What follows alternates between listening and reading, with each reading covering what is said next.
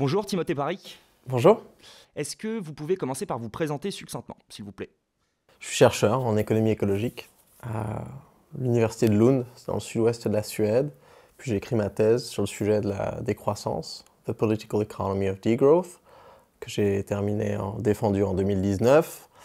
Et de certaines parties de cette thèse, j'ai tiré un bouquin en français qui s'appelle Ralentir ou périr, l'économie de la décroissance, qui est sorti en septembre 2022. Et qui fait pas mal de bruit, comment vous l'expliquez? Et qui fait beaucoup plus de bruit que j'aurais pensé pour un bouquin d'économie sur la décroissance, tiré d'une thèse en économie théorique. Donc ça fait beaucoup de red flags normalement. Donc c'était pas les 50 nuances de gris. Mais je pense que c'est tombé au bon moment. Tu vois, septembre 2022, on sortait d'un été cauchemardesque. Vraiment la bande-annonce du Mad Max qu'on aura si on n'arrive pas à trouver des solutions à la crise écologique. Et donc les gens étaient prêts à écouter, on a vu la montée du terme de sobriété, donc aussi politiquement, sociopolitiquement, les gens commençaient à discuter de ces choses-là, mais ça veut dire quoi la sobriété avec des vieux concepts qu'on a depuis longtemps, donc la croissance, comment est-ce qu'on fait pour faire coïncider croissance et sobriété, est-ce que les deux vont la main dans la main, l'un contre l'autre? Donc sortir un livre là-dedans très théorique, c'est-à-dire qui permette de poser un cadre analytique pour mieux comprendre les problèmes et donc pour mieux essayer de trouver des meilleures solutions, c'était le bon moment. Et ça aussi, ça a été bien préparé le terrain par énormément de jeunes qui, à travers leurs actions, ont innové pour essayer de sensibiliser la population sur les enjeux écologiques. Ça, je pense qu'il y a une véritable montée en ce moment. Donc les gens, même si ce n'est pas des économistes, même s'ils n'ont jamais lu un bouquin d'économie, moi, la plupart des gens ils viennent me voir, ils me disent c'est le premier livre d'économie que je lis. Parce qu'ils disent, ils se sentent, moi j'ai besoin de m'équiper pour mieux comprendre les problématiques économiques parce que je sais qu'il va y avoir des nœuds à résoudre si on veut sortir de l'impasse climatique dans laquelle on est. Tu dis bouquin très théorique, mais en fait il est aussi très politique, ça explique peut-être le succès, on en parlait en off, mais toi tu es encarté nulle part. Encarté nulle part, encarté à l'école d'économie de l'université de Lund. Donc moi je travaille à plein temps là-bas. Et je ne suis jamais vraiment sorti de l'université. Moi, ça fait 15 ans que je fais de l'économie et je suis vraiment un académique pur dans le sens où c'est ça qui m'anime. C'est-à-dire que c'est la curiosité, on pourrait dire pour philosopher la recherche de la vérité, mais moi, ce qui m'anime, c'est d'essayer de résoudre des problèmes. Parce que c'est ça, après tout, la science, c'est d'essayer de répondre à des questions, résoudre des problèmes. Et c'est ce que j'ai fait dans ma thèse, hein. C'est ce que tout le monde fait d'ailleurs dans une thèse de doctorat. Et le fait que le livre, en fait, soit une adaptation de la thèse, c'est pour ça que la structure, t'as pas vraiment un petit peu le storytelling que tu aurais dans un essai ou dans un manifeste ou quoi. Ça reste quand même la construction d'un argument étape par étape. C'est pour ça aussi que tu as beaucoup de références. C'est pour ça aussi que tu as des chiffres et énormément de concepts et de références académiques. Parce que c'est la manière, c'est la méthode scientifique. Hein. Pour construire un argument, il faut y aller étape par étape. Alors on rentre dans le vif du sujet. Tu commences ton bouquin sur la question du PIB. Pour toi, le PIB, c'est un indicateur qui est désuet, qui peut plus fonctionner dans notre cadre actuel, notamment parce qu'il ne prend en compte que la question de la production et pas l'impact qu'a la production sur notre environnement général. Est-ce que tu peux nous en parler un peu plus? Il y a un paradoxe, c'est-à-dire que on pourrait penser que vu que le PIB, il est né dans les années 1930, donc il y a presque 100 ans, et qu'on aurait trouvé quelque chose de mieux. Et on a trouvé quelque chose de mieux. C'est-à-dire la première véritable alternative au PIB, c'est l'Indicator of Economic Sustainable Welfare, ou au contraire, Indicator of Sustainable Economic Welfare, issue 1972. Depuis, il y en a eu plus d'une cinquantaine des indicateurs extrêmement innovants qui font la même chose que le PIB, mais beaucoup mieux. Mais on n'a toujours pas réussi à le remplacer. Donc moi, c'est ma grande critique de dire le PIB, c'est un petit peu comme toutes les technologies qu'on avait dans les années 30. C'était pas mal à l'époque. Mais il n'y a aucune raison en fait, de continuer à mesurer la performance économique avec cet indicateur vieillot, alors qu'aujourd'hui, on a envie de voir des choses en termes d'indicateurs qu'on n'avait pas envie de voir en 1930. La réalité écologique. En 1930, c'était pas un truc. Les flux d'énergie, de matière, la biodiversité, tout ça, ça n'existait pas. Enfin, ça existait dans la réalité, mais pas dans nos imaginaires. Aujourd'hui, on veut le voir. Pareil, maintenant, on a des données ultra fines sur les inégalités, sur les budgets temporels, sur des indicateurs de satisfaction, des indicateurs de bonheur, sur des indicateurs de dynamisme démocratique, des taux de confiance, des trucs comme ça, on n'avait pas dans les années 30. Donc aujourd'hui, je pense qu'il nous faut un tableau de bord beaucoup plus sophistiqué, de la même manière que dans les années 30, quand tu faisais voler un avion, bah, tu avais ton manche à balai et tu avais 2-3 jauges. Bah, maintenant, quand tu pilotes un avion, bah, tu as 1000 boutons, c'est ultra compliqué. Bah, pareil, l'économie aujourd'hui, on devrait avoir énormément de boutons et plein d'indicateurs différents. Et pas juste le manche à balai des années 30. Parce qu'un des problèmes du PIB, c'est que il est nourri aussi par des externalités très négatives. Tu dis par exemple, quand il y a un feu de forêt gigantesque, bah, en fait ça fait de la production et ça augmente le PIB. C'est ça. Alors le PIB en théorie, c'est un indicateur qui va venir agréger les valeurs ajoutées. Valeurs ajoutées, en économie, on va venir faire la différence entre le prix d'un truc que tu vas vendre et les consommations intermédiaires, les coûts de production. Mais le problème, c'est que ça prend pour hypothèse que toute activité économique, dès lors qu'elle se passe, est forcément une valeur ajoutée. Pareil, s'il y a un feu de forêt, bah, il va falloir payer des pompiers pour l'éteindre. Pour ça, il va falloir brûler du pétrole dans les camions qui déplacent les pompiers, il va falloir fabriquer des habits et des outils pour ces pompiers. Et tout ça, ça rentre dans le calcul de la croissance. Tout ça, ça rentre dans le calcul de la croissance, alors que si on avait, dès le départ, je ne sais pas eu de feu de forêt, eh ben on n'aurait pas eu à engager toutes ces dépenses qu'on appelle des dépenses défensives.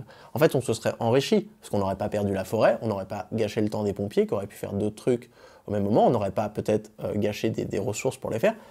Et donc moi, le PIB, c'est un petit peu le contour d'une économie. Tu vois, il te dit à quelle vitesse l'économie tourne, mais il ne te dit pas dans quelle direction, et il ne te parle pas de la qualité des choses que ton économie elle produit. Tu disais tout à l'heure qu'on a en fait déjà théorisé un paquet d'indicateurs qui pourraient venir compléter, amender ou même remplacer le PIB. Pourquoi ça n'arrive pas? Est-ce que c'est une question anthropologique, c'est-à-dire qu'on n'arrive pas à sortir de notre logique de croissance depuis les années 30 ou même avant, et comment on peut faire pour débunker cette idée-là dans le cerveau de la plupart de nos dirigeants et même des trois quarts des électeurs? Eh ben, c'est encore plus récent que les années 30, parce que les années 30, c'est la naissance donc, de la comptabilité nationale, surtout de la macroéconomie avec l'économiste John Maynard Keynes. Donc c'est seulement à partir des années 30 qu'on commence vraiment à parler d'économie, comme sphère déconnectée de la société. À cette époque, on ne parle pas encore de croissance économique. Même dans les théories, les premières théories de la croissance économique, c'est dans les années 50. Et les politiciens ne commencent à parler de croissance que dans les années 50-60.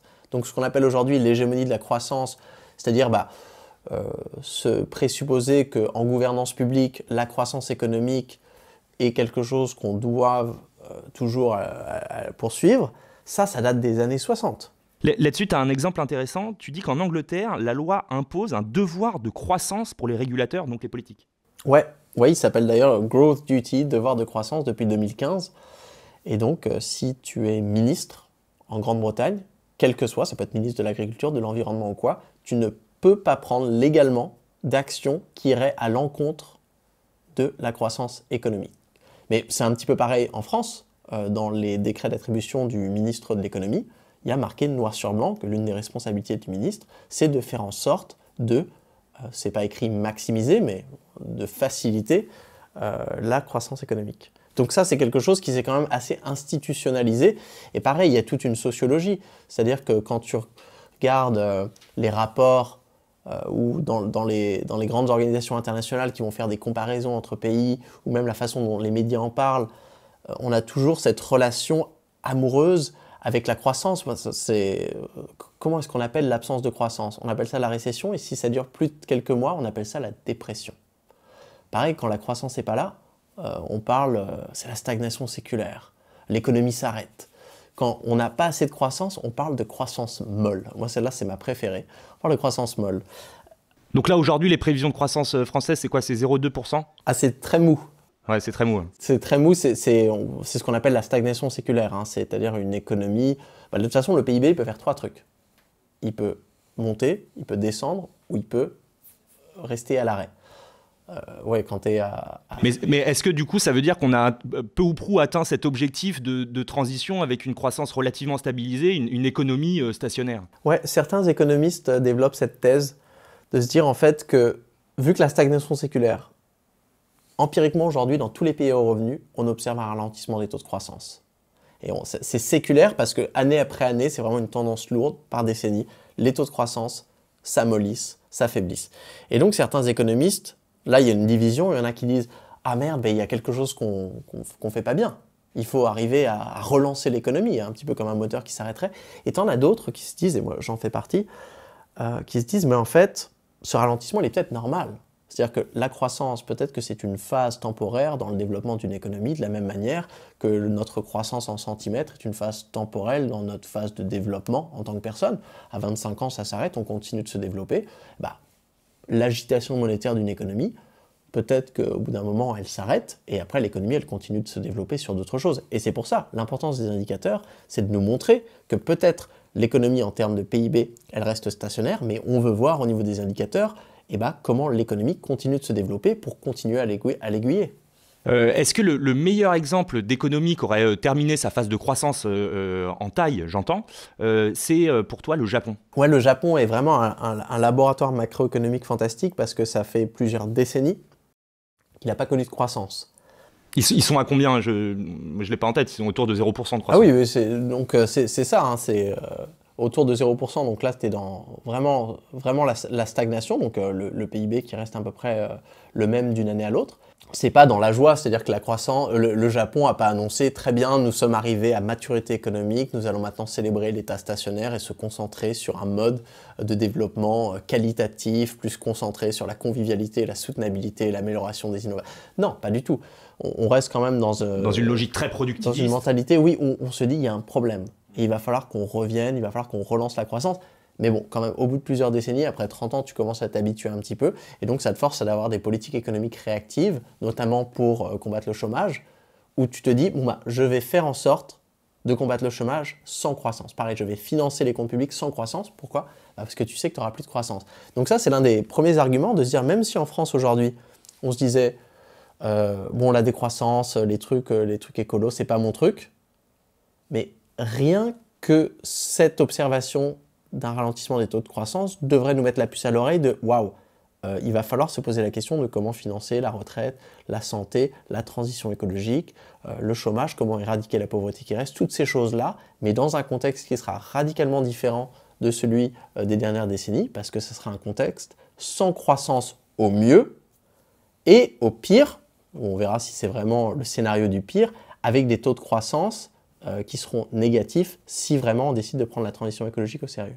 Alors, on va rentrer dans le sujet petit à petit, mais à un moment dans le bouquin, tu dis un truc qui m'a quand même interpellé.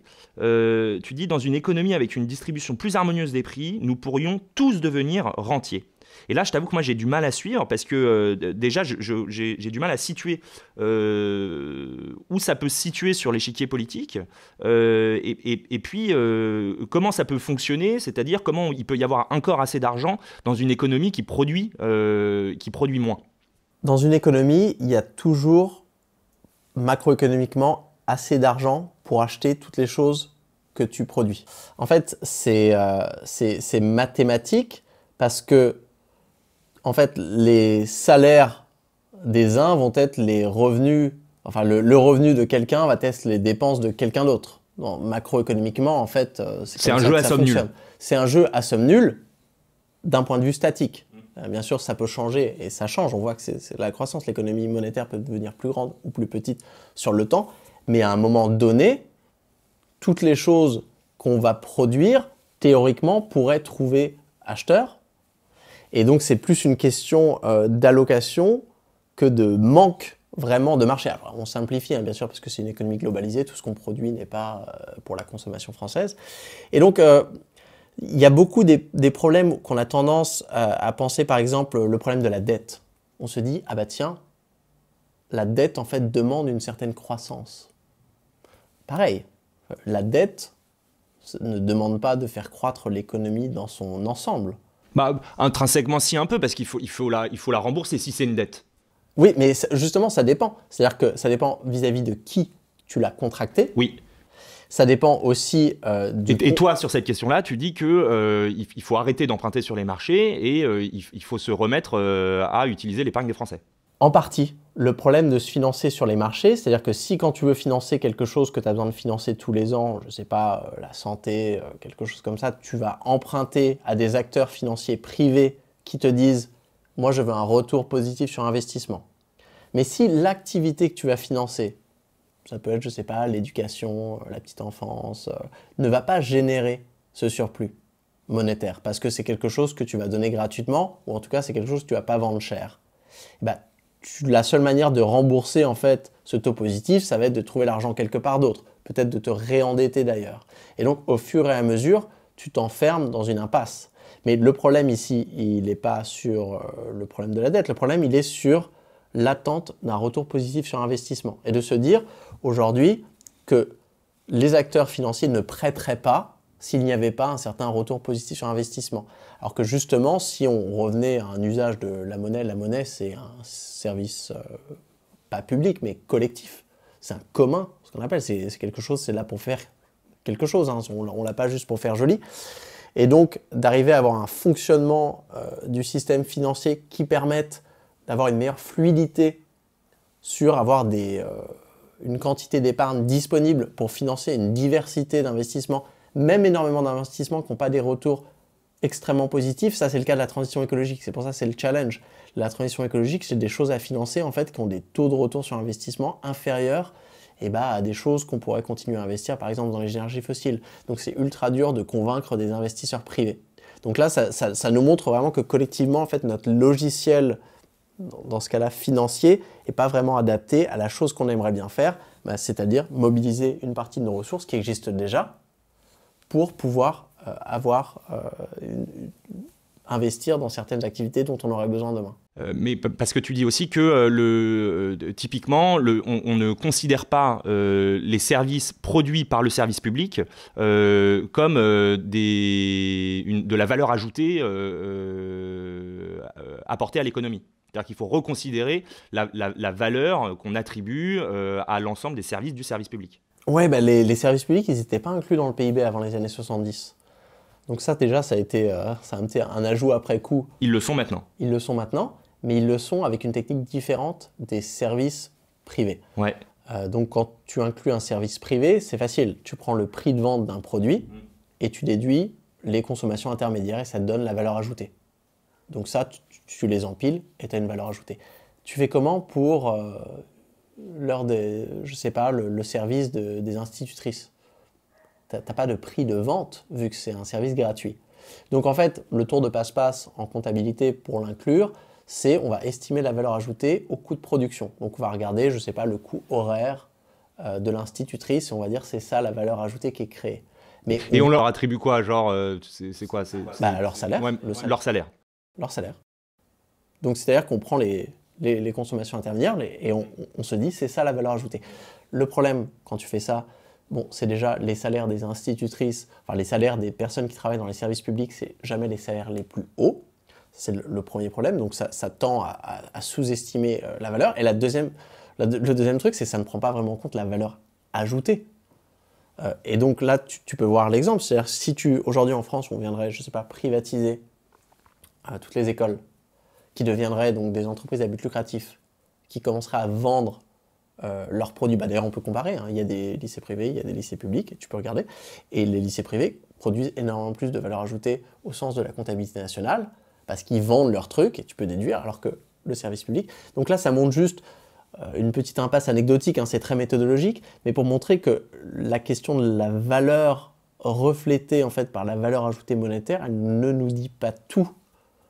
Parce que de la même manière, là, on a pris deux services qu'on peut comparer, mais si tu compares, je ne sais pas, un publicitaire qui va faire une pub pour les 4x4, quelque chose qui va être extrêmement lucratif, ça te booste ton PIB comme il faut, quoi. C'est énormément de valeur ajoutée. Tu compares ça avec des infirmières qui travaillent énormément pendant une crise pandémique.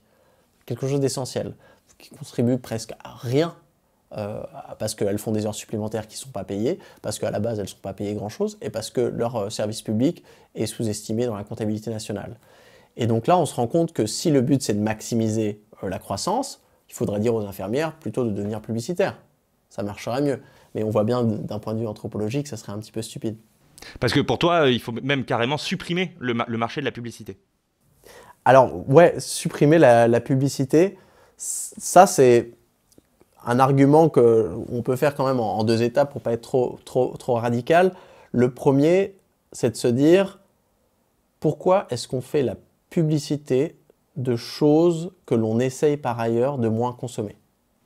Oui, tu dis on paye une partie de la population à creuser des trous et l'autre partie à les reboucher. Ça me paraît bizarre parce que là, par exemple, au niveau du gouvernement, on essaye de faire en sorte de réduire le poids moyen des voitures.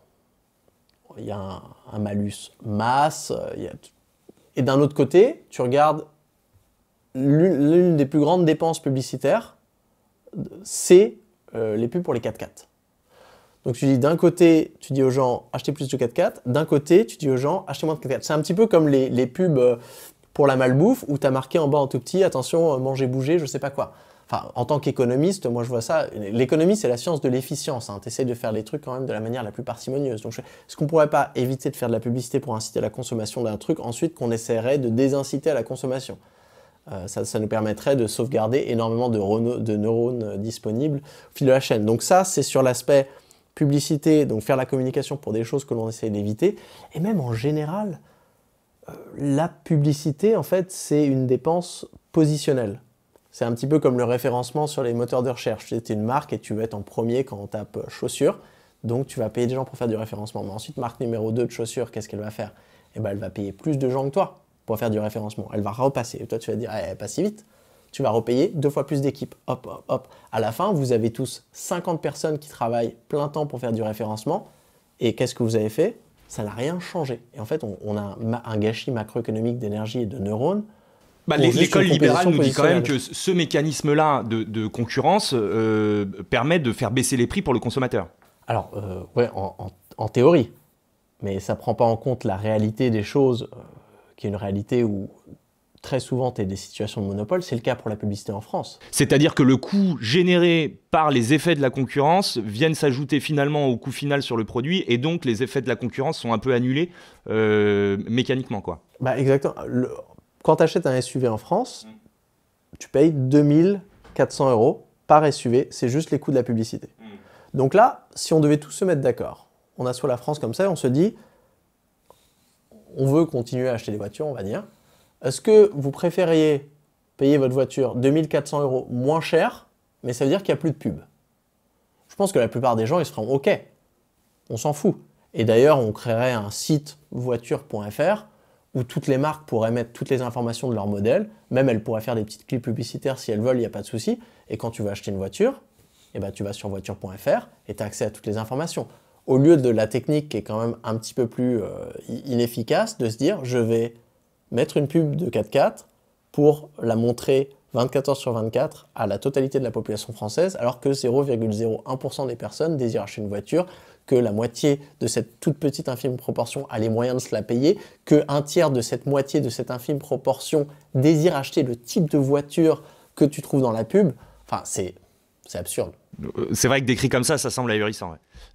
Est-ce que tu peux nous parler un peu de l'effet rebond, puisqu'on parle de voiture? L'effet rebond, c'est ce que tu décris en disant qu'en fait, à partir du moment où il y a des innovations majeures dans un secteur d'activité, ça, même si c'est une innovation relativement positive du point de vue des émissions carbone, etc., mais en fait, ça a un effet pervers qui est que ça génère une massification des usages et de la consommation. Comment ça fonctionne et du coup, comment on se sort de ça? Est-ce qu'il faut arrêter d'innover et est-ce que, par exemple, se concentrer en ce moment sur les voitures électriques, c'est en fait une partie du problème? Ouais, bah, l'effet rebond, il est encore plus malicieux que ça, parce qu'il n'a pas seulement à voir avec l'innovation, mais aussi avec la sobriété. Et il faut différencier entre l'effet rebond direct et indirect. Direct, c'est par exemple, imagine, tu t'achètes une nouvelle voiture et tu te dis, je vais prendre une hybride. Bien joué. Tu achètes une hybride, et là tu te dis, bah trop bien, elle consomme moins au nombre de kilomètres. Et donc tu te dis, bah là, le Paris-Bordeaux que j'avais l'habitude de faire en train, quand j'avais ma vieille voiture, voilà, peut-être je peux le faire en caisse. Et là, en fait, tu te rends compte que de par la moindre consommation au kilomètre de ta nouvelle voiture, tu vas la conduire plus. Ce qui fait que tu vas avoir un petit rebondissement. Donc ça ne veut pas dire que les émissions vont rebondir et que tu vas consommer plus que quand on avait ton ancienne voiture. Ça dépend de si tu te mets à la conduire pour tous tes déplacements ou juste un tout petit peu plus, mais tu peux avoir un effet rebond. Ça, c'est l'effet rebond direct. L'effet rebond indirect, c'est de te dire, par exemple, bah là, tu regardes un documentaire, sur l'état de la planète et tu te dis ok, j'arrête de prendre l'avion ou j'arrête de manger de la viande. Bah, si tu arrêtes de prendre l'avion et tu arrêtes de manger de la viande, tu vas te retrouver avec pas mal d'argent que avant tu dépensais en billets d'avion et en steak qui vont se retrouver sur ton compte en banque. Et là, tu vas te rendre, ah bah tiens, putain, à la fin de l'année, j'ai 4000 balles. Et bah là, tu vas te faire plaisir. Ça veut dire, je vais m'acheter un truc. Et là, on voit qu'il y a aussi un rebond qui est indirect. C'est pas sur la même activité, les avions et la viande, mais à travers l'épargne, ça te donne un pouvoir d'achat disponible que tu vas utiliser quelque part d'autre. Et cet effet indirect, il peut aussi être entre des personnes macroéconomiques. Donc là, par exemple, imagine, on arrête de prendre l'avion, ici dans cette salle. Air France ou n'importe quelle compagnie aérienne fait voilà, il y a une baisse là de 20% de la demande pour les billets d'avion. Qu'est-ce qu'ils font? Et ben eux, ils vont pas rester là tranquilles à dire bon bah trop cool, on fait voler 20% moins d'avions. On va faire des soldes, ils font de la pub, ils baissent les prix. Et là, peut-être que la baisse des prix et la publicité va ameuter plus de personnes qui vont prendre l'avion que des personnes qui initialement avaient décidé d'arrêter de le prendre.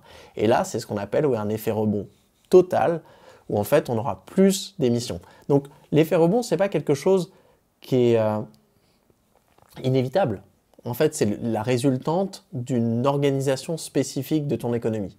Donc là, de se dire par exemple, si on interdit la publicité pour les billets d'avion, et si on a des prix contrôlés pour éviter de faire du low cost, et ben t'évites l'effet rebond macroéconomique indirect lié à des comportements de sobriété, des gens qui arrêtent de prendre l'avion. Ok, donc en fait, il faut réguler, il faut nationaliser, mais comment ça peut fonctionner? Parce que tu dis à un moment dans le livre que, par exemple, les avions émettent 80% de moins de CO2 que dans les années 70, mais que le trafic a fait plus 1270%. Ça, c'est pas juste le marché français, c'est simplement qu'il y a une massification des usages et il y a un certain nombre de pays, parfois très peuplés, qui commencent tout juste à accéder au système de consommation.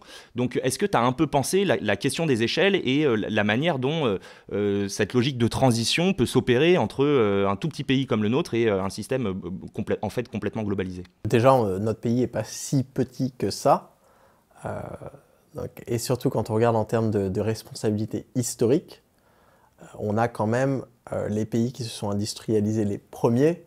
On ressort de cette transition industrielle avec des bénéfices, mais aussi avec une dette écologique qui est énorme. Mais tu as raison, la question c'est comment éviter des effets rebonds internationaux. Alors déjà, ça marche pour certaines pollutions, mais pas d'autres. C'est-à-dire qu'en France, si on parle de l'artificialisation des sols, bah là, si tu artificialises un sol en France, c'est fait. Si tu ne le fais pas, c'est un sol que tu as sauvegardé. Il n'y a pas un Russe ou un Chinois qui va venir en France et qui va artificialiser le sol à ta place. Pareil pour l'usage de l'eau. Pareil pour toute la biodiversité en France. Pareil pour nos côtes, les océans, les pêcheries. Donc il y a énormément de problématiques environnementales qui sont en fait assez locales. Après, tu as raison, les gaz à effet de serre, bah, si on n'émet pas en France, on peut émettre à l'international. Et c'est pour ça d'ailleurs qu'on a des mécanismes qui ne sont pas parfaits, mais les COP, qui nous permettent, l'accord de Paris, qui nous permettent en fait d'essayer. Le but, c'est de se mettre d'accord pour éviter que les baisses des émissions dans un pays soient surcompensées par un surcroît d'émissions ailleurs. C'est ça l'objectif des COP, depuis qu'elles existent. Et justement, quelque chose de très subtil, c'est que quand on prend en compte des soucis d'équité, c'est-à-dire qu'internationalement, on n'est pas tous à un même stade de développement. Donc on disait tout à l'heure, il y a des personnes qui grandissent encore en centimètres. Donc il y a des pays du Sud qui vont avoir besoin d'étendre la taille de leur économie, de produire plus, de créer des entreprises, de fabriquer des routes et des bâtiments, alors qu'il y a des pays qui ont déjà terminé.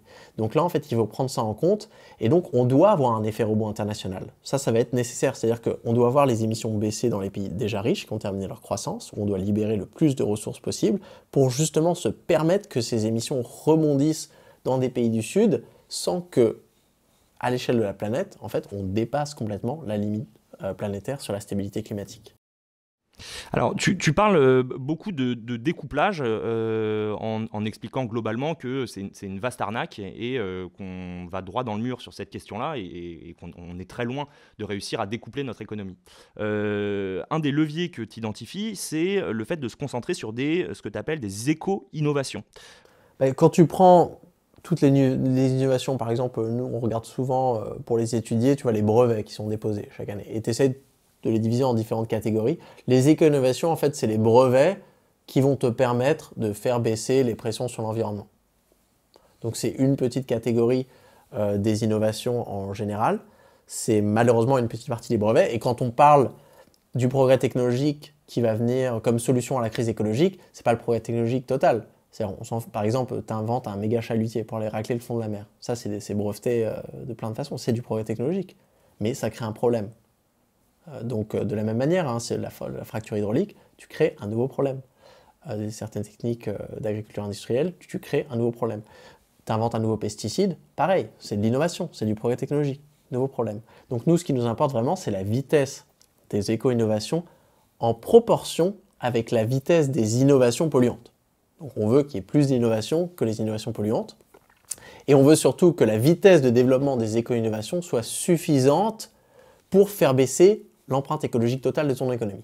Et quand on part de ce point de départ, c'est là où on voit en fait que la vitesse de développement des éco-innovations de par le passé et aujourd'hui, même dans les pays en fait où elle est le plus rapide, est très très très loin d'être suffisante pour nous permettre de faire baisser les émissions, les émissions ou les pressions sur l'environnement en général, parce qu'on le voit bien, quand tu as des éco-innovations, c'est un petit peu une course où tu as ton économie qui est en croissance, donc tu vas produire plus de trucs, et donc il faut que tes gains de productivité écologique ils soient supérieurs à la croissance volumique de ta production. Sinon, tu as ce qu'on appelle un découplage relatif, c'est-à-dire que par unité de production, tu produis moins que l'unité de production précédente, mais vu que tu en produis 4 fois plus, l'impact total augmente. Donc moi, c'est pour ça, c'est ma critique du découplage. C'est pas que c'est une arnaque, c'est qu'on ne devrait pas investir notre futur sur l'hypothèse de se dire qu'il va se passer un miracle dans le futur, qui ne sera pas seulement un miracle technologique, on l'a vu, mais un miracle d'une forme spécifique de technologie qui serait plus rapide que toutes les autres formes de technologie, ce qui me paraît assez peu probable. Et là, je reboucle avec un argument dont on a déjà parlé. Qui est-ce qui innove ? Aujourd'hui, beaucoup, ce sont les entreprises qui donc dépensent des sommes pour innover. Et donc, elles vont innover dans des innovations qui permettent de s'enrichir pour avoir un retour positif sur investissement. Et les innovations qui permettent de s'enrichir, aujourd'hui, ce n'est pas les innovations qui vont sauver la planète, ou très peu. Et donc aujourd'hui, le logiciel économique qu'on a, qui est le logiciel capitaliste, le logiciel de la lucrativité, il a tendance à concentrer nos neurones disponibles sur les innovations lucratives qui sont souvent des innovations polluantes. Donc c'est pour ça, moi je me dis, avant qu'on change ce logiciel économique, si on ne le change pas, c'est naïf de penser que les innovations écologiques vont surpasser les innovations polluantes alors qu'on ne va pas les abreuver avec des neurones, des bâtiments, de l'énergie, des matériaux pour qu'elles puissent se développer. Mais ça veut dire que il faut enlever le panneau de commande aux entreprises concernant l'innovation. Donc il faut nationaliser, tout nationaliser. Tu proposes de créer par exemple un grand pôle national de l'énergie qui regrouperait Engie, EDF, Total, etc. Est-ce que tu as été un peu voir du côté des pays qui l'ont déjà fait, et je pense notamment au bloc soviétique, comment la question de la planification des innovations fonctionne réellement, et est-ce que ça a un corps, ou en tout cas un horizon, quoi. Je ne suis pas pour tout nationaliser. Là, si le problème du logiciel économique, c'est une obsession avec la lucrativité, ça suffirait. On garde la même structure des entreprises, donc un modèle un tant soit peu décentralisé, et on dit maintenant vous êtes tous des entreprises à but non lucratif, un petit peu comme des coopératives qu'on a dans l'économie sociale et solidaire. Et en fait, ça changerait le logiciel.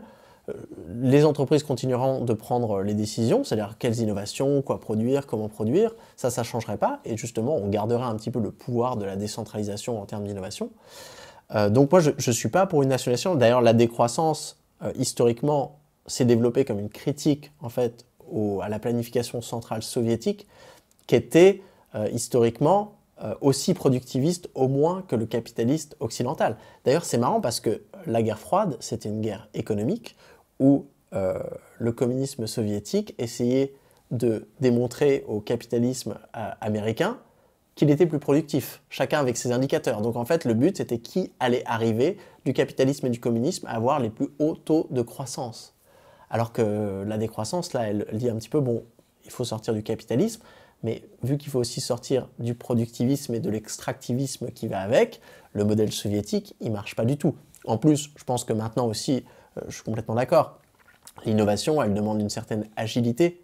Et cette agilité, on la trouve dans la décentralisation. C'est pour ça que la décroissance, elle s'est beaucoup abreuvée de la pensée anarchiste pour avoir cette espèce de relocalisation de la production dans des petites entités qui puissent fonctionner de manière démocratique afin justement de donner à chacun la possibilité de développer des nouvelles idées, une possibilité qu'on n'a pas peut-être aujourd'hui dans des grands groupes.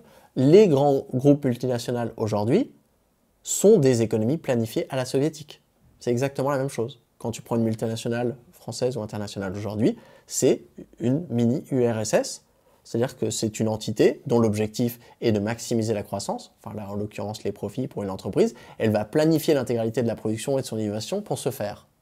Moi aujourd'hui justement, je serais pour la déconstruction de ce modèle et de se dire au sein de cette entreprise, il y a sûrement plein d'objectifs différents. Il y en a, ils sont plus portés sur l'aspect environnemental, il y en a, c'est des challenges sociaux, il y en a, c'est plus l'aspect ingénierie du truc.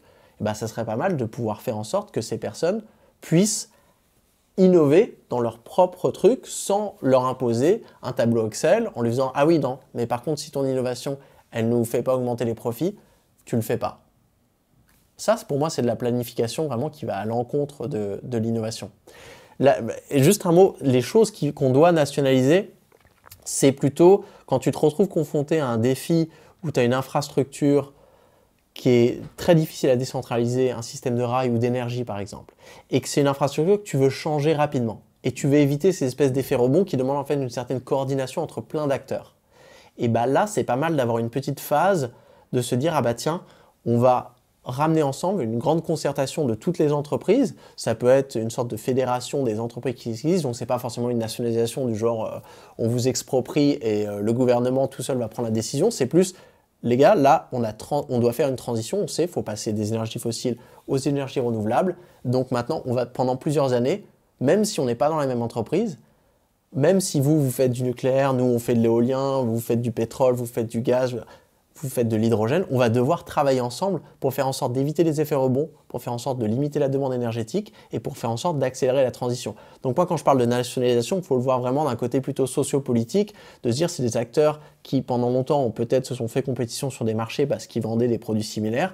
Là, pendant plusieurs années, ce serait pas mal qu'ils coopèrent pour la priorité de la transition écologique qui devrait être mis en priorité numéro 1 comparé à la lucrativité, comparé aux dynamiques de marché et de compétition qu'ils avaient l'habitude de prioriser avant. Alors effectivement, tu parles des grandes entreprises qui sont gérées de façon extrêmement planifiée. Ça veut aussi dire qu'elles sont gérées de façon extrêmement réfléchie et on ne peut pas considérer que même une boîte comme Total est pilotée par des grands méchants qui veulent détruire le monde. Pourtant, Total, tu dis aussi qu'ils doivent réduire leurs émissions de 70% d'ici 2030 pour rester fixés sur les objectifs de limitation du réchauffement à 1,5 degré. Comment eux peuvent lutter contre l'inertie générée par leur propre activité? Parce qu'à un moment donné, ils sont en place déjà depuis des dizaines, voire même des centaines d'années pour certaines entreprises. Donc il y a une inertie qui est colossale et il y a un chemin à trouver de transition qui doit s'opérer en tenant compte de ces leviers-là. Donc est-ce que tu as pensé à ça et qu'est-ce que tu leur proposes? Le concept de planification, c'est justement d'arriver à prendre des décisions qui t'amènent à un résultat. Aujourd'hui, je pense qu'on est tous d'accord que le résultat qu'on doit espérer, c'est la sortie des énergies fossiles, le plus rapidement possible. Pour un pays comme la France, c'est ça. On est tous d'accord. Total n'arrive pas à faire ça. Continue d'investir dans les énergies fossiles, continue de se concentrer à extraire des énergies fossiles.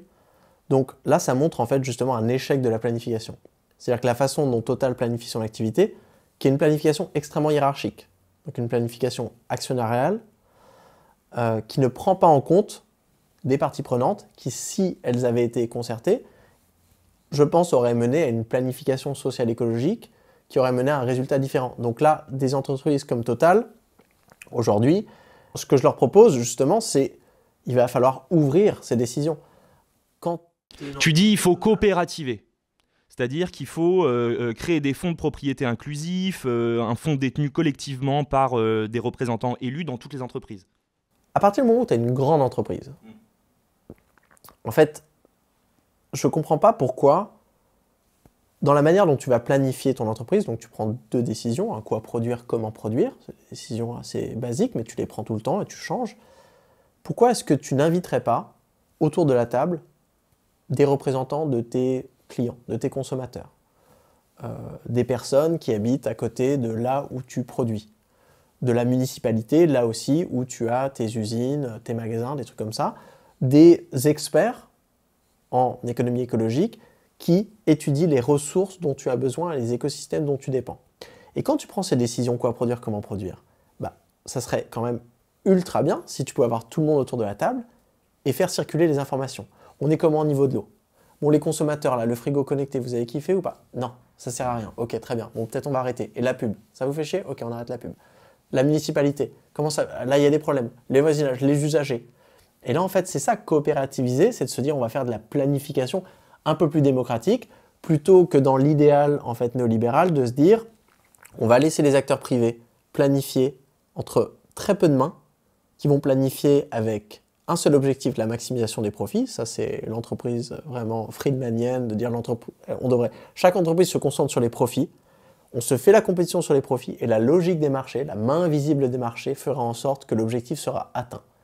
S'il y a encore des gens qui croient à cette histoire aujourd'hui, vraiment, je leur recommanderais de lire autre chose que des manuels d'économie. Là, on voit que les objectifs sociaux et écologiques n'arrivent pas à se faire une place dans les entreprises, ou si elles se font une place, c'est du périphérique. C'est de la philanthropie, de l'investissement sur le côté, c'est des miettes de oui, on va détruire énormément de trucs de la main droite, et on répare, et on plante quelques arbres qui vont cramer de toute manière de la main gauche. Alors qu'encore une fois, moi en tant qu'économiste écologique, j'ai envie de dire, si on pouvait éviter la destruction dès le départ, en fait, on économiserait énormément de ressources macroéconomiquement. C'est ça l'enrichissement véritable, c'est d'éviter le problème. C'est la logique de la prévention. Tu dis aussi que, un peu à l'image du renouvellement des indicateurs au niveau national, il faut mettre en place des indicateurs au niveau des entreprises pour donner une mission de production claire à chaque entreprise, mesurée avec des indicateurs de prospérité. Et tu parles de convivialité, soutenabilité et productivité. Ouais, moi j'aimerais que chaque entreprise aujourd'hui, et là encore, chaque entreprise avec une certaine taille, où tu commences à avoir des conséquences, où tu commences à avoir des parties prenantes. Si c'est ton entreprise, un truc comme ça n'y a pas besoin. Mais à partir du moment où tu commences à avoir un véritable impact dans une communauté, ça serait génial, oui, de temps en temps, d'organiser une sorte de convention des parties prenantes de l'entreprise et de se poser la question, oui, c'est quoi notre raison d'être? Pourquoi est-ce qu'on est là? Ça, c'est des grands moments d'innovation. C'est des moments où tu peux réfléchir, où tu as des gens qui peuvent avoir des nouvelles idées. Donc ça va dans le bon sens. Ça te crée une certaine agilité de production. Dire, ah bah tiens, ça, on l'a produit pendant 2 ans, mais là, on se rend compte, c'est pas dingue. Les gens, ils aiment pas trop. Donc, on peut fermer cette ligne de production, c'est-à-dire qu'on libère des ressources, des neurones disponibles pour faire un autre truc. C'est trop bien. Et donc, on peut avoir des redirections écologiques qui sont beaucoup plus rapides. Et je ne vois pas le risque, en fait, de faire ça dans chaque entreprise pour arriver à changer les indicateurs qui seront différents en fonction des secteurs, qui sont différents en fonction des moments, qui seront différents en fonction des régions. Mais cet idéal de la démocratie économique, où justement la prise de décision ne dépend pas seulement de ton poids en tant qu'investisseur, c'est le cas aujourd'hui dans les entreprises. Si tu as beaucoup de pouvoir d'achat, tu investis, tu prends les décisions. Le problème, c'est que si tu investis, qu'est-ce que tu veux? Tu veux un retour positif.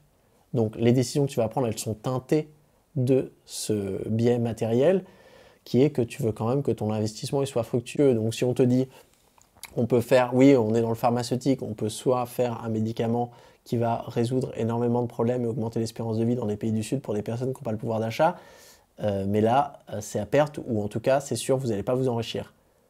Ou on peut faire, des petites pilules de Viagra, ou se concentrer sur des maladies de riches dans les pays à fort pouvoir d'achat, où là, ça ne va pas changer grand-chose, mais au moins, là, on vous promet un retour à plus de 2 chiffres. Là, en tant qu'investisseur, tu ne prends pas un choix qui est objectif. Tu ne dis pas, oui, bon alors là, non, tu te dis, oui, ok, je comprends la problématique des pays du Sud, mais d'un côté, je pense qu'on va faire ça d'abord, comme ça on emmagasine de l'argent, et puis je donnerai un petit peu la philanthropie d'un côté, et on se retrouve avec des logiques. Alors que si on asseyait tout le monde autour d'une table, une véritable démocratie économique, une personne, une voix, dans ce conseil multipartie prenante, je pense qu'on arriverait à une décision qui serait peut-être plus objective, et donc qui serait une meilleure réflexion de la qualité de vie générale d'une économie. C'est ça aussi le problème. Quand tu prends des décisions avec très peu de personnes, tu as du mal à refléter la qualité de vie de l'intégralité, parce que le bien-être, c'est quand même quelque chose de très difficile, c'est marqué nulle part. Donc pour planifier, en fait, avoir des forums démocratiques, ça te permet de pouvoir te retourner rapidement. Dire, ah bah tiens, là, aujourd'hui, on a beaucoup plus besoin de ça et de ça. Ça peut être la différence de, imagine, l'importance qu'on accorde à la production de masques entre 2018 et entre 2020. Tu vois, en fait, il faut avoir une certaine agilité de se dire, ah bah tiens, ça d'un coup, on va fermer les usines, ça on s'en fout, on n'en a plus besoin, on fait ça. Et après, une fois que le besoin est satisfait, on arrive et on change. Une économie qui soit vraiment le plus à même d'écouter aux besoins satisfaits d'une société. Un des autres leviers, même majeurs, que tu décris dans le bouquin, c'est le temps de travail. Tu dis, non seulement il faut travailler moins, mais en plus, il faut produire moins, mais en plus, il faut travailler plus lentement. Parce que comme ça, si on travaille plus lentement, il n'y aura plus de chômage. Ouais, alors, il y a deux changements. Le premier, c'est de regarder la productivité horaire. Et là, on se rend compte, historiquement, ce qui a beaucoup augmenté la productivité horaire, c'est l'utilisation des machines. L'utilisation des machines, ça veut dire l'utilisation des matériaux et de l'énergie, et aujourd'hui, de manière principale, de l'énergie fossile. Donc par exemple, si tu veux continuer à faire pousser de la nourriture, mais sans machines, sans pesticides, sans pétrole, tu vas perdre une certaine productivité horaire. Mécaniquement. Mécaniquement. C'est-à-dire qu'il va falloir remplacer des machines par des personnes. Et donc dans certains secteurs, il va falloir passer plus d'heures pour pouvoir maintenir la même quantité de production. Ça, c'est le passage des low-tech, qui n'est pas forcément négatif. Si on a une organisation sociale de cette production, certains peuvent le voir comme bah, c'est trop bien, justement, ça va faire en sorte que des personnes qui sont exclues de l'emploi aujourd'hui vont pouvoir retrouver un sens, participer à l'économie. Ça veut aussi dire que des personnes qui travaillent dans des processus industriels où ils ont complètement perdu le sens de leur travail parce qu'ils sont là à la Chaplin à juste visser une vis toute la journée, et bah, passer au low-tech et le retour d'un certain néo-artisanat, et bah oui, ça te fait baisser ta productivité horaire, mais ça veut dire que tu regagnes une fierté parce que ton identité, oui, moi je produis tout un produit du début jusqu'à la fin, je peux faire en sorte que ce soit un produit de qualité, que ce soit un beau produit. Donc là on voit baisse de productivité horaire, c'est pas forcément négatif à l'échelle générale. Donc on a ce temps de travail, la variation du temps de travail qui te permet justement de faire face à l'abandon, le renoncement de certaines technologies. Tu as aussi dans certains secteurs, par exemple l'aviation, qui aujourd'hui n'a pas d'alternative technologique qui va permettre de faire voler autant d'avions qu'hier. Donc ça veut dire que tu vas avoir une baisse en fait, des heures de travail liées au service de faire voler des gens dans les avions. Et là, la réduction de temps de travail, c'est une belle façon de partager les emplois. Travailler moins pour travailler tous dans le secteur de l'aviation. 50% moins de demandes, soit tu vires la moitié des personnes, soit tu mets l'intégralité à temps partiel.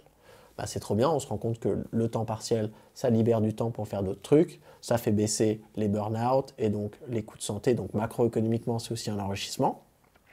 Et ça évite, ou au moins ça évite d'avoir cette transition ultra rapide, d'être travaillé à plein temps dans un emploi et d'un côté de te retrouver complètement exclu de l'économie. Il y a un autre truc qu'on observe avec la réduction du temps de travail qui est intéressante, c'est que, bon, déjà si tu veux contracter, si on part pour une décroissance de l'économie, si on admet qu'elle est nécessaire, ça va vouloir dire que le temps passé en emploi va baisser. Ce qui n'est pas forcément une mauvaise chose. Enfin moi en tant qu'économiste justement, anthropologiquement, je considère ça un progrès. C'est-à-dire que même si tu regardes... C'est-à-dire que les gains de productivité sont tels qu'on peut petit à petit s'émanciper du travail. C'est ça l'objectif. C'est pour ça qu'on a une économie dès le départ.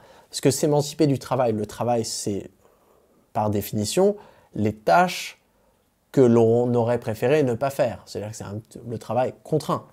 Si tu peux faire toutes les choses que tu n'as pas forcément envie de faire en un minimum de temps, ça te libère en fait des heures pour faire d'autres trucs. Ces trucs, ça peut être du travail dans le sens où ça peut être productif. Peut-être toi, ton kiff, c'est d'organiser la chorale du quartier. Ça crée énormément de valeur sociale.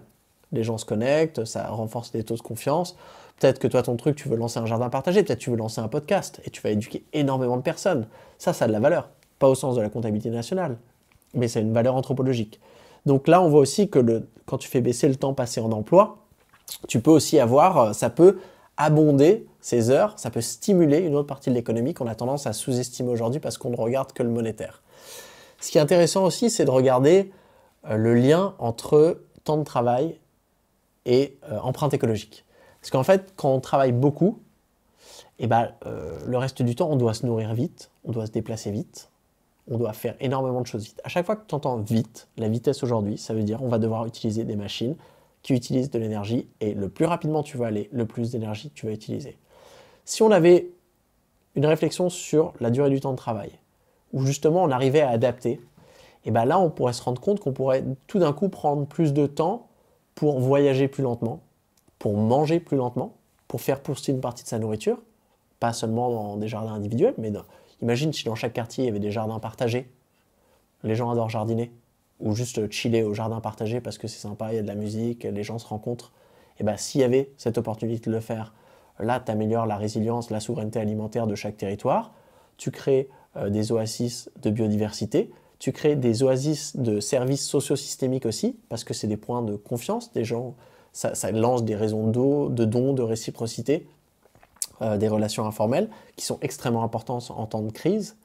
Et donc là, c'est des choses que de par la réduction du temps passé en emploi, et faut bien le noter, hein, la plupart des emplois, ça peut être des emplois subis, ça peut être des emplois dans des secteurs avec des bullshit jobs, ça peut être des emplois dans la publicité, des secteurs qui sont contre-économiques à l'échelle macro. Donc là, pour moi, c'est vraiment pas quelque chose dont on devrait avoir peur. Il faut justement le regarder de manière très concrète et pas comme Keynes le disait, hein, regarder juste le taux de chômage et se dire il faut juste que tout le monde soit dans un emploi. Je suis désolé. Non, si ça veut dire que tout le monde est publicitaire, je préfère que tout le monde soit au chômage. On est plus riche si les publicitaires aujourd'hui, si vous êtes publicitaire et que vous travaillez sur des pubs du SUV, prenez vos vacances maintenant. Pendant vos vacances, nous nous enrichissons extrêmement en termes de société parce que vous ne travaillez pas. Donc là, on voit que c'est quelque chose qui va à l'encontre de la comptabilité nationale. Il y a une relation inverse entre ce qu'on appelle la disutilité ou la disvaleur créée par des publicitaires qui vont donc ralentir la transition écologique de par leur publicité. Quand ces personnes arrêtent de travailler, même si au sens de la comptabilité nationale, on a l'impression que le PIB ralentit, en fait, au terme du pouvoir de vivre macroéconomique général, on s'améliore. Est-ce que tu te sens tout seul dans ta chaire universitaire, dans ta discipline? Est-ce que tu as l'impression que cette idée-là commence à faire son chemin ou qu'en fait, tu es tout seul et qu'est-ce qu'il faudrait faire au niveau culturel pour que l'idée de la décroissance fasse de plus en plus son chemin? Alors, la décroissance, elle émerge en France en 2002. Et là, c'est vrai qu'ils n'étaient pas beaucoup à l'époque. Et les réponses étaient assez rudes, mais maintenant, 2002, c'est encore hier. C'est encore hier. Mais maintenant, ça a radicalement changé. Même je compare quand j'ai commencé ma thèse en 2016, où là, dans les départements d'économie, tu vois, c'était dur de recommander des papiers académiques. Il y a eu plus de papiers académiques scientifiques publiés sur la décroissance depuis 2019 qu'en tout. Donc maintenant, il y en a plus de 700. Donc maintenant, quand je discute avec mes amis économistes, je fais « Ah bah tiens, regarde le papier, tac, tac, tac, on peut échanger des trucs. » Il y a énormément il y a des conférences, des trucs qu'on peut discuter. Même l'université de Lund, là, elle finance un projet. Là, on est 7 à travailler sur un projet qui s'appelle Post-Growth Welfare Systems, donc des systèmes de bien-être post-croissance. C'est financé par les fonds propres de l'université. Donc très souvent, ça c'est l'université qui décide d'investir elle-même dans un sujet d'avenir qui va mener à la création souvent d'un centre de recherche spécialisé.